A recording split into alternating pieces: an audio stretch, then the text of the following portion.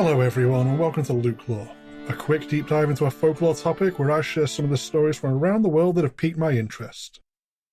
The darkest days have come around again for the northerly bits of the globe, and the festive revels are kicking in.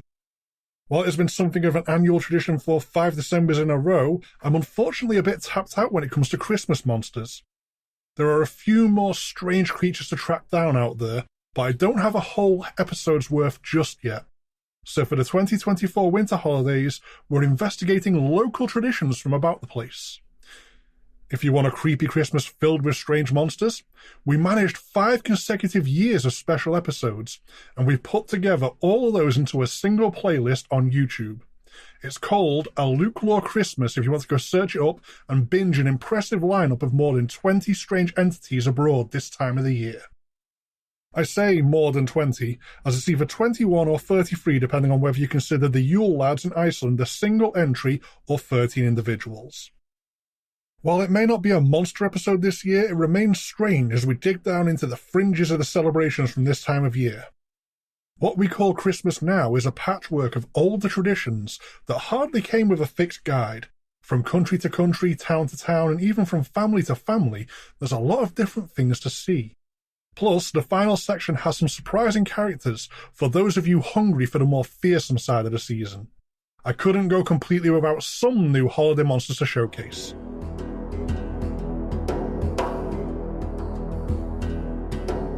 A modern-era Christmas primer.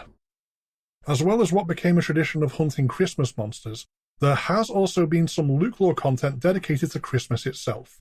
General Christmas details are included in the monster episodes, and 2022's Violent Night, Holy Night goes into some extra details with the European roots of the holiday, as well as a fun rundown of some Santa folklore. But a general overview of the modern version of the holiday can only help, especially as I've been accumulating new details to share. Like many things, Britain can be blamed for the state of the world. It was the royal family looking to boost morale in the 19th century who took the lead on codifying a modern idea of Christmas. Go all the way back to 1800, and nothing much like the festivities we know was going on, at least not all in the same place at the same time. Gift-giving was something that would usually happen New Year's Day. Christmas itself was a church observance that wasn't even recognised as a formal holiday. There was a fair chance businesses would have been open as usual, the more devout Christians just being sleepy after doing something religious Christmas Eve. Any Germanic or Nordic remnants of pagan feasting were more aligned with Yule timings, spanning from the 21st of December through to New Year's Day, and being much more bothered about the winter solstice rather than the Christian nativity. Tudor celebrations were pretty different and could be ongoing through to the 1st of February, so the Victorian realignment is also in some ways cutting Christmas down to a more manageable size with a narrowed focus to condense the ambient jolliness. All the pieces were there, as well as the original motivations to celebrate family and community in defiance of the darkest nights, but they weren't yet put together nor built upon to what has now become familiar to us. Queen Victoria was an important figure in why the Victorians took to the resurgence for a dedicated Christmas celebration, they being named after her, hinting she was somewhat of a big deal. But the royal consort Prince Albert was the kindling for the holiday fires to come. Albert was German, and he brought with him the perennial Germanic tradition of the Christmas tree, a remnant of pagan wood spirit worship that went into stealth mode as it was plundered by the Christian churches while they were doing all the converting westwards. A living tree would be brought indoors and decorated in defiance of the Bible, explicitly yelling at people not to do that. Originally to offer shelter to nature spirits from the harsher climate ahead, of then being put back outside once the weather warmed up. It was preserved as a Christian reinterpretation that downplayed the heathen bits. A huge part of the celebration was in the decoration.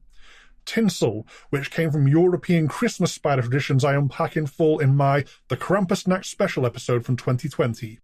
Baubles were a Victorian addition, weirdly being glass witch orbs designed to ward off the evil eye. Always remember that being boring prudes was just the cover story for Victorians. They were actually pretty wild when you really look into what they got up to. Candles were added to light up the branches, which seems like a terrible idea that electricity thankfully replaced with much less fire-hazardous fairy lights.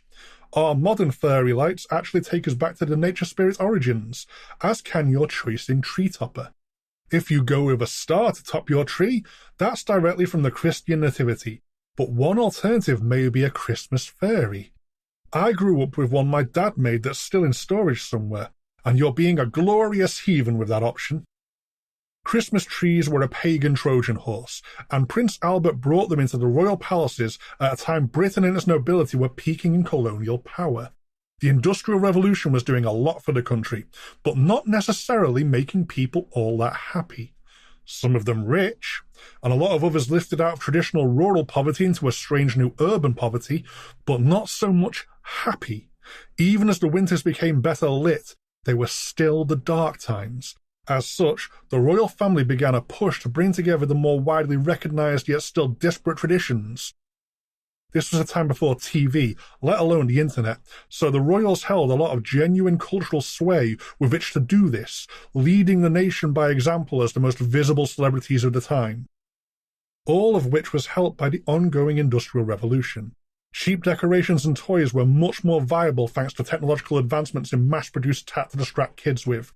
Agricultural developments, along with more robust international trade, meant there was more choice in food beyond anything edible so you don't die, even for poorer folk, and trains allowed people who moved to cities for work to travel back to childhood homes to spend time with family.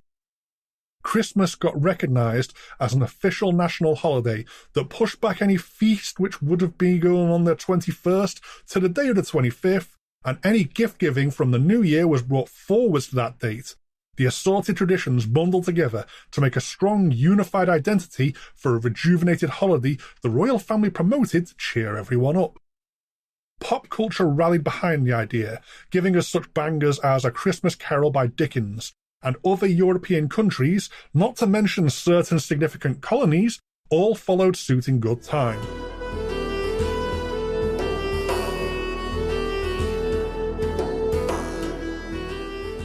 The original intent of all the older traditions to bring people together instead of falling into despair transformed into the version celebrated around the world today. Albert sadly appears to have been the wrong sort of German for Krampus to get a head start on being a modern part of Christmas. That, or he was told absolutely not by Queen Lizzie. Fortunately, St. Nicholas's naughty child-punishing goat demon buddy was too awesome to keep down, and has been steadily spreading into a neo-modern resurgence. Texas even had a Krampuslauf this year, 2024 as of recording. There was some awkward evangelical protests you can make yourself sad watching video of, but also a lot of fun was had, so an annual Krampus run will hopefully stick, as well as continue to spread to other locations beyond San Antonio. There is dissertations worth of critique to make of empire, commercialization, and pop culture homogenization, but there is definitely also a lot of value to be had in these traditions. Both as they're preserved and as they continue to be rediscovered, I would happily urge people to take the good away here, and to also continue spreading the good word of Krampus.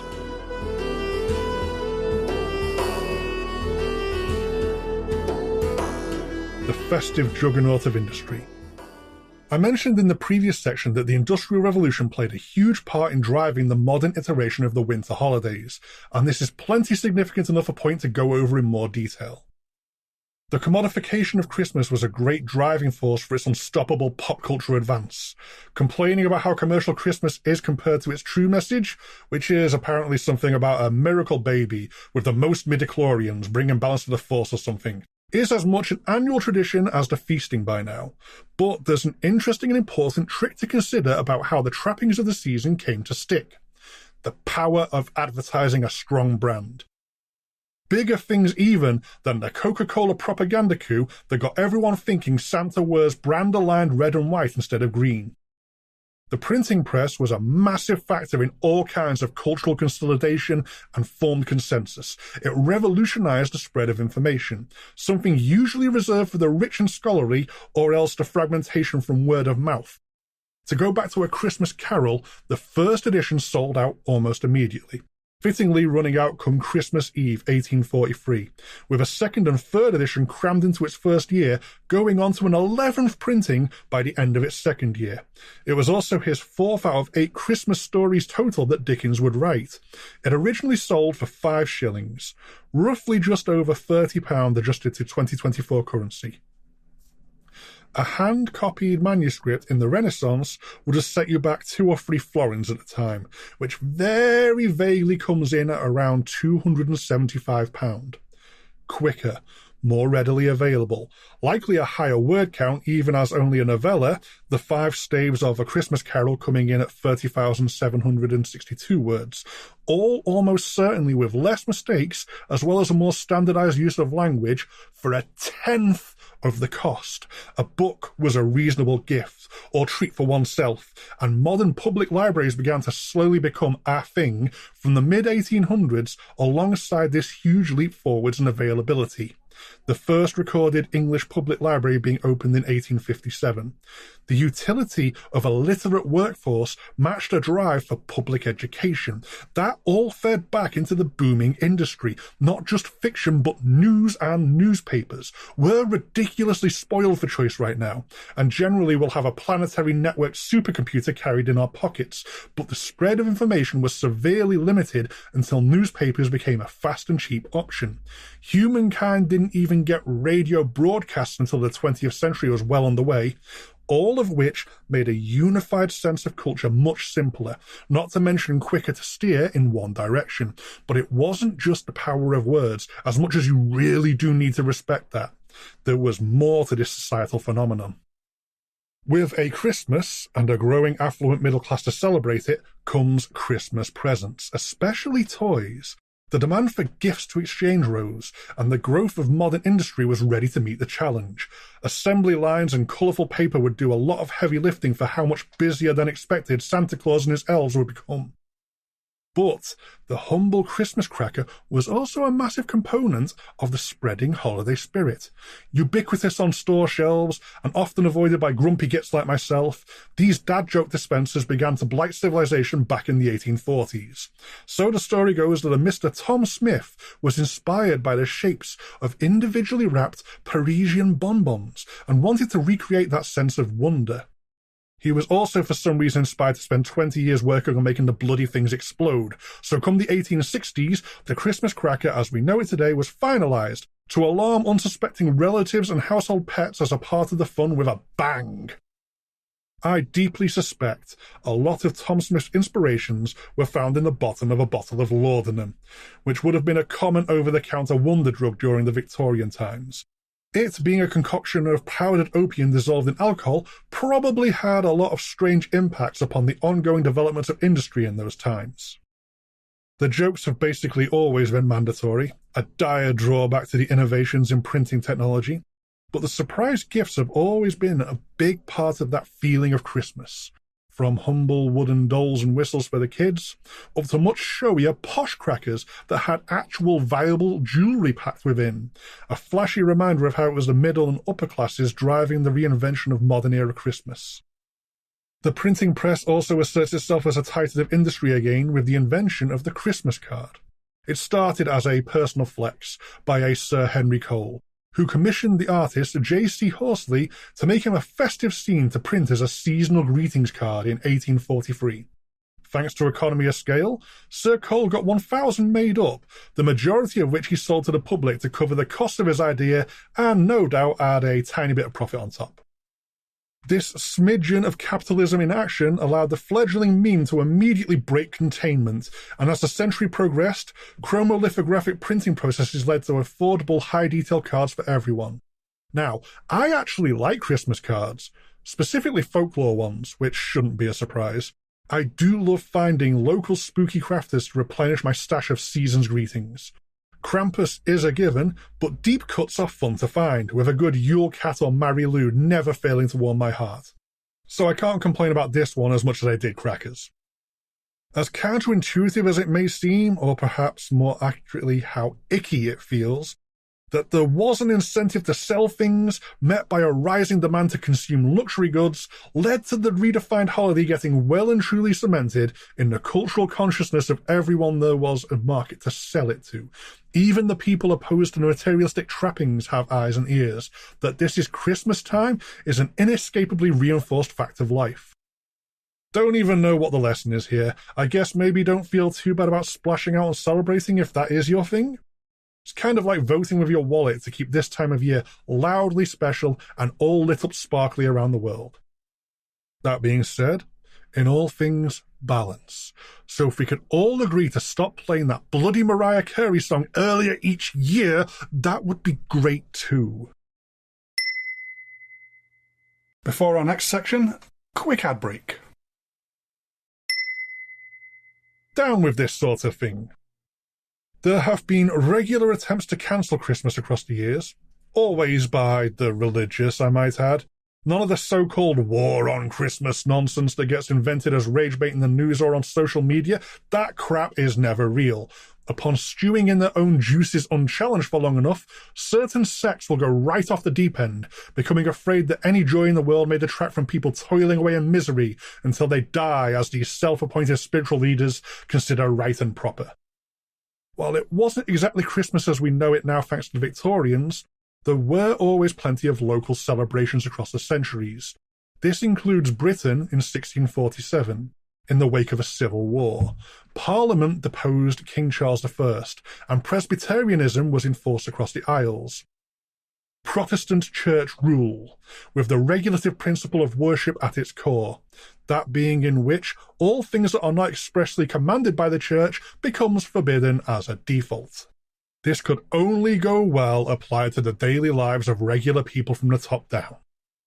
While it had begun earlier than this military victory and regime change, the Protestant Reformation was enacted in earnest across the kingdoms of England, which included Wales via subjugation at the time, Scotland and Ireland, following on from the coup, with it coming a dismissal of all things Catholic as bollocks.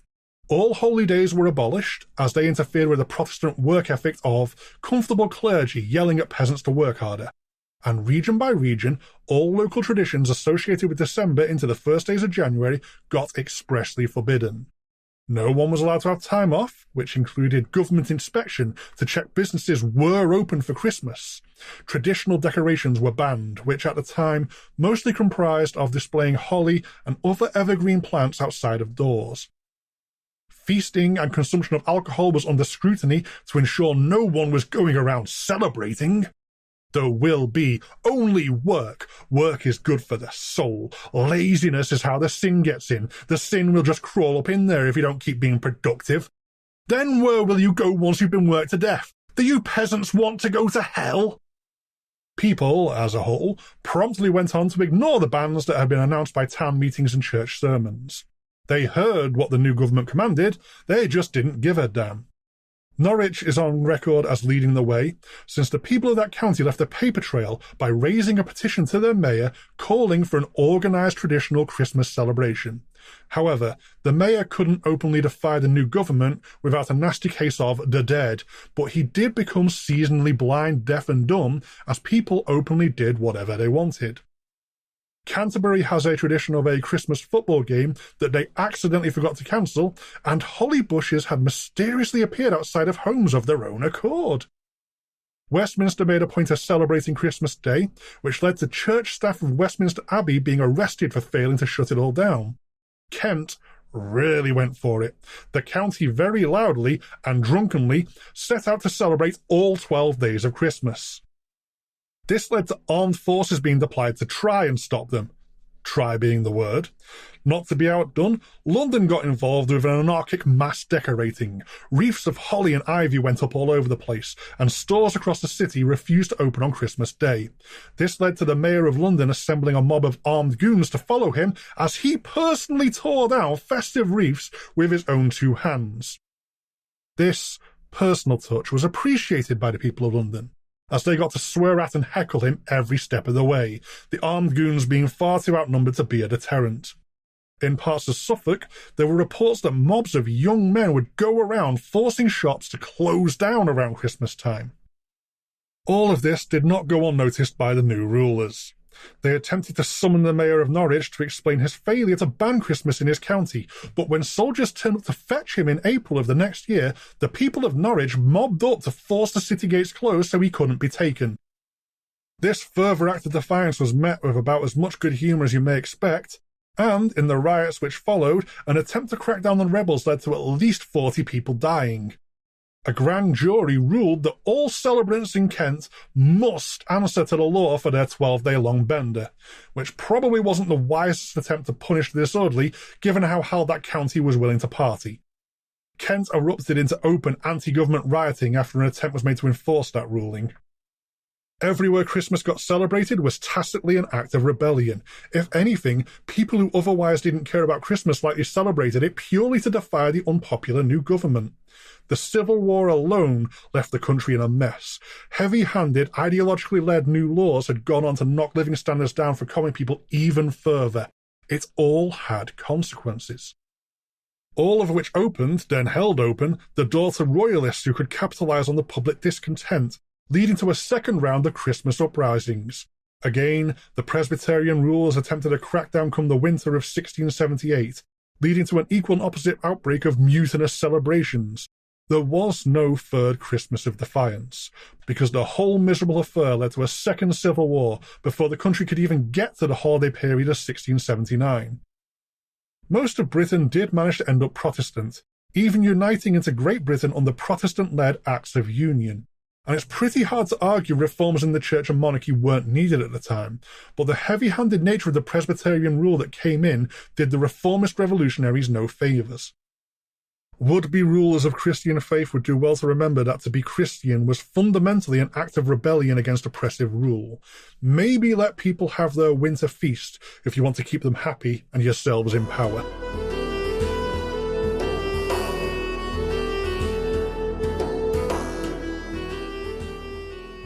Local traditions for local people. It was the local celebrations that became an act of defiance in 17th century Britain, and plenty of those old individualistic quirks remain even into the post-Victorian modern era. Here's a crash course in a variety of oddities from the UK, starting all the way up in Scotland. The Protestant Reformation had a centuries-long impact upon Christmas in Scotland. As in, Scotland went without Christmas for centuries. Kind of a wild fact, but Christmas only became a public holiday for Scotland in 1958. Before the 1550s, when the Reformation got going, there was an annual religious feasting day spiralling back through time and into pre-Christian rites. Yet even before the Presbyterian monarchy, the Scottish Parliament outlawed Yule vacations in 1640, leading into 3 centuries of Christmas being regarded with suspicious disdain until reaching the end of the 1950s. There are Scots alive today who remember December 25th being a normal workday. Yet never let it be said that the northernmost kingdoms don't know how to party, as they have long had a pivot into hogmanay. Also regarded with suspicion by the hardline Protestants, only proving harder to stop, hogmanay is a long-standing celebration of New Year's for the Scottish. It's as storied and varied from region to region as Christmas is across the rest of Britain, it being where all the longest-standing winter celebrations moved to for them as opposed to traditions which stuck around earlier in the year. I'll give it a quick overview. This topic may well need a New Year's special at some point with a focused deeper dive into hogmanay. The short version is, there was a lot of drinking alongside a lot of fire. Fireworks nowadays, of course, but plenty of more unique displays. Fife has a torchlit procession across the Lomond Hills at midnight. Viking longships get burned as part of planned displays. Stonehaven in Aberdeenshire has a whole thing going on with fireballs being swung around until they are ultimately flung into the harbour. There's a household-friendly fire ritual of burning a rowan twig should it be needed, a minor ritual to clear away negative feelings of jealousy among friends and family. New Year's Day leads into traditional gift-giving and cake day treats for children who are not yet old enough for the alcohol side of things. Plus, the celebrations can extend into the 2nd of January in some parts of Scotland. More remote locations never gave up Yule completely. If you travel to the Shetland and Orkney Islands, you can even now get a good Yule bread. Typically 3 strands plaited together forming a circle to represent the sun. Yule bread includes honey and caraway seeds, so it can be used as an offering to the Sidhe. The good folk get their share to help keep them friendly, as the alternative can lead to a bad year ahead. Head down into Yorkshire and things look mostly like you would expect. There are a few twists in the food available, though. You better believe Yorkshire pudding is served with Christmas dinner. And there's a traditional Yorkshire Christmas pie made from as many different birds as could be scrounged up at the time, which has fallen out of favour a little in the modern day, but hunting about the local butchers should turn one up, even if it's just turkey inside of it. Those White Rose animals also have Christmas cake with cheese, both of which belong on the festive dinner table, but not together, you monsters. Should you be within earshot of Dewsbury, you'll definitely know when Christmas has begun, as you'll be hearing the Devil's Knell beginning about 12:30 p.m. on Christmas Eve, with the aim to end on midnight. The bell called Black Tom needs ringing once for every year in the Christian calendar, so this 24th of December, it'll be up to 2,024 sequential chimes over an hour and a half. Upon Black Tom is the inscription, "I shall be here if treated just, when they are mouldering in the dust." And so the story goes, the original bell was cast in 1434 to begin the shorter Devil's Knell of 1,434 chimes. A knight heard of a delinquent servant boy refusing to go to church, and in a rage they hunted the child down to throw the cheeky sprog into a mill pond as punishment. Only what was supposed to have been an attitude-adjusting fright for the servant's own good went horrifically wrong, and the child drowned, their blood upon the mortified knight's hands. Handing down a death sentence to just a boy out of misplaced wrath, Sir Thomas de Suthill commissioned the whole bell tower for the Dewsbury Parish Church, along with Black Tom to mount upon it, and he begged for the tradition of the Devil's Knell to begin every Christmas Eve to help call for the forgiveness of all sinners for all time going forwards. Black Tom has been reforged a few times, but the Devil's Knell has been growing ever longer across the successive years, the knight's act of repentance still going. Yorkshire is also somewhere we find another hobby horse. Hobby horses are pretty odd and very British. The most famous is the Mary Lwyd, Wales's fabulous Christmas lady. Hop on over to the Rap Battles with the Christmas Horse episode if you want the full story there. These hobby horses are strange constructions of a horse skull along with a variety of other materials to make a character with assorted symbolic significance, frequently being some sort of avatar of famine, yet also hope for surviving starvation. A way for people to confront mortality head-on with a strange folklore character they can come face to face with. Yorkshire has Poor Old Hoss, the pictures of which seem to depict some sort of nightmare muppet, which is all colourful felts at a first glance that soon gives way to the unsettling realisation there's a horse skull in there somewhere. Poor Old Hoss is an initially passive hobby horse, at first seeming to have a very different personality to the mischievous agent of chaos that is the Mary Lwyd. He'll be set up standing in one corner of the marketplace for a participating town or village, moving very little, as the crowd of onlookers would sing the song of his life to him until he lays down and dies. At that point, mummers accompanying the hobby horse dressed as huntsmen will blow on a hunting horn, causing Poor Old Hoss to be reborn and spring up to begin causing trouble like their Welsh cousin. A quick note on mummers, who you will often find where there's a hobby horse as part of the strange creature's entourage, although there are plenty of hobby horseless mummers to be found too. It's a winter tradition of dressing up in disguise, which is little like Samhain or Halloween guising. It's very much a party tradition with a lot of singing and dancing involved, as well as playing out the roles of their chosen disguise. The seasonal difference here is that mummers will usually collect money for charity, rather than expect gifts for themselves, although a hobby horse entourage will usually be out to raid drinks cabinets while they're at it.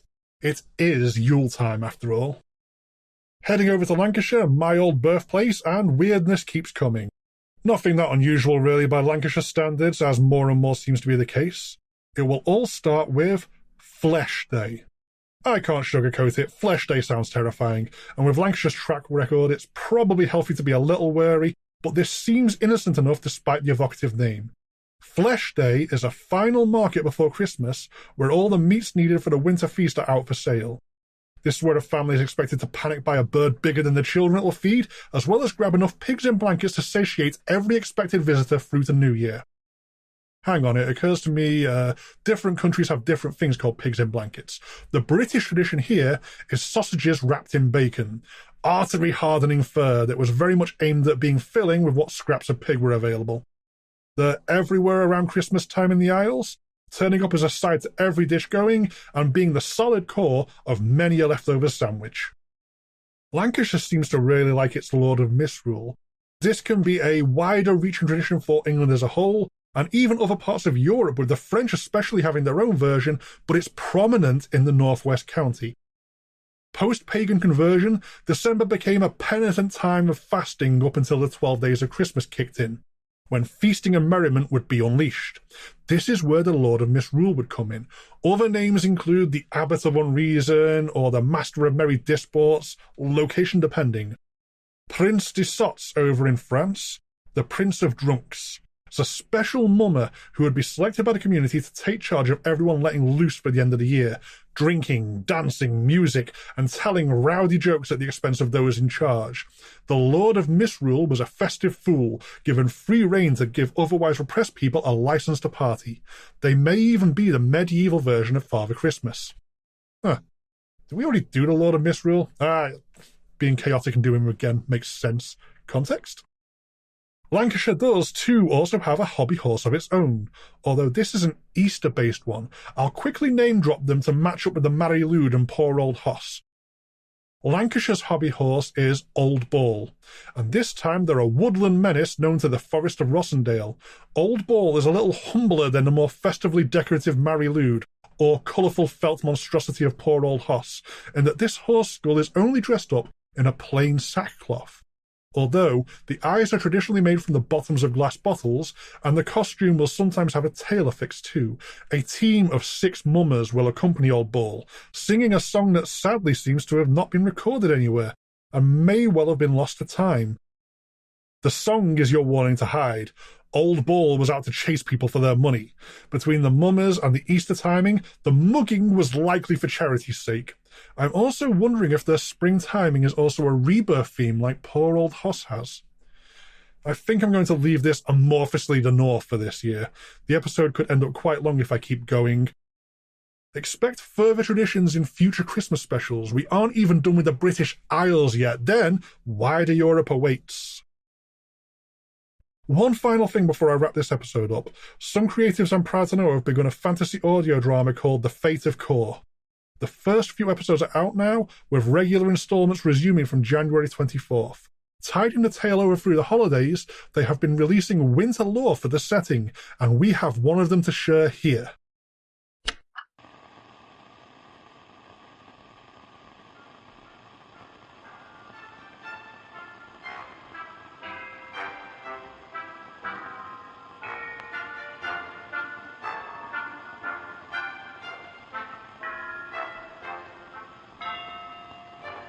Thank you for joining us for part 1 of our Winter in Tigrig series.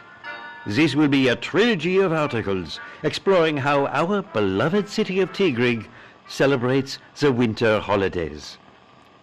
As the fall equinox comes to a close, the 3 land quarters of the city come together to celebrate and explore each other's faith and culture. This first week, I'd like to take you to the Anglasian quarter, a very modern cultural district of the city. The bulk of its solstice programming is hosted by Tigrig University, an elite international center of learning. During the winter festival, often called Winterzoerst, the campus comes alive. Its students are full of joy and excitement for final exams. Storekeepers are often sighted actively decorating the street lamps and trees with ornaments. Art students sculpt unique shapes in the ice, both with tools and magic. Local children play in the snow, while the Church of the West gathers its congregants singing for their Lord and community. The core of their traditions involve acts of friendship, warmth, and bringing beauty into the darkening winter season. It isn't uncommon to find yourself roped into the festivities. Thank you for listening to this broadcast. You can find more stories like this in our next issue of the Paprician Sun. If that sounds like your kind of thing, go check out The Fate of Core online for more.